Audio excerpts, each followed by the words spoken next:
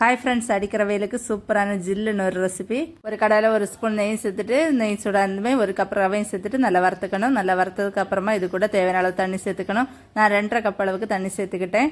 இது கூட கொஞ்சமாக வாசனைக்காக ஏலக்காய் தூள், 3/4 கப் அளவுக்கு சர்க்கரை சேர்த்துட்டு நல்லா கிளறி விட்டுக்கணும். ரவையெல்லாம் நல்லா வெந்து வந்ததுக்கு அப்புறமா இது கூட நான் பால் சேர்த்துக்கிறேன்.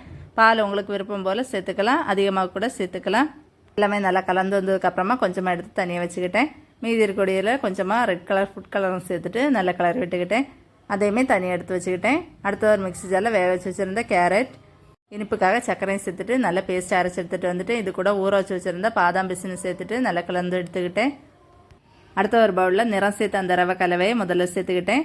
அதை ஃப்ரீசரில் வச்சு கொஞ்சம் நேரம் தான் ஆச்சு. அதுக்குள்ளாடி எனக்கு இருக்க முடியல, செட் ஆச்சுன்னு நினச்சிட்டு அடுத்த கலவையும் சேர்த்துக்கிட்டேன். ஆனால் செட் ஆகவே இல்லை, இந்த மாதிரி இருந்தது. அதுக்கப்புறமா திரும்பவும் சரி எதுக்கும் செட் ஆகலையே, அதுக்கப்புறம் கேரட்டும் அப்படியே சேர்த்துக்கிட்டேன். அதுக்கப்புறமா மேலே நட்ஸும் போட்டுட்டு திரும்பவும் ஃப்ரீசரில் வச்சுட்டேன். திரும்பவும் 1.5 மணி நேரத்தில் எடுத்துக்கிட்டேன். அவுட்புட் இப்படி தான் இருந்துச்சு. எப்படியும் சூப்பராக இருந்துச்சு, டேஸ்ட்டு பக்காவாக இருந்தது. அவசரப்பட்டாலும் ஸ்வீட்டு சூப்பராக வந்தது. நீங்களும் இதை கண்டிப்பாக ட்ரை பண்ணி பாருங்கள். மறக்காமல் எங்கள் சேனலை சப்ஸ்கிரைப் பண்ணி சப்போர்ட் பண்ணுங்கள். சூப்பர், நல்லா இருக்கும்.